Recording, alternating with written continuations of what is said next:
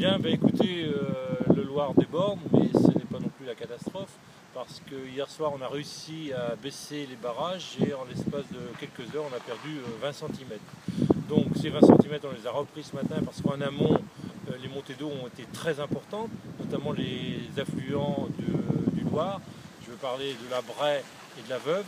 Et donc on attend pour la nuit prochaine des masses d'eau assez importantes qui vont peut-être nous amener à un Loir à une cote de 1,30 m demain, voire 1,35 m, 1,40 m. Ceci dit, on reste en deçà des cotes que l'on a connues par le passé.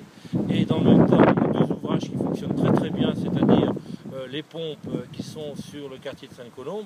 Et je vous rappelle qu'il faut qu'on ait au moins 2,12 m pour que les pompes ne fonctionnent plus, donc ce n'est pas du tout le cas aujourd'hui. Et puis l'ouvrage de décharge qui se trouve en aval dans le remblai SNCF, qui lui, depuis Noël, joue son rôle grandeur nature. Et c'est pour ça qu'on n'a pas forcément ni vraiment d'inquiétude à avoir pour l'instant.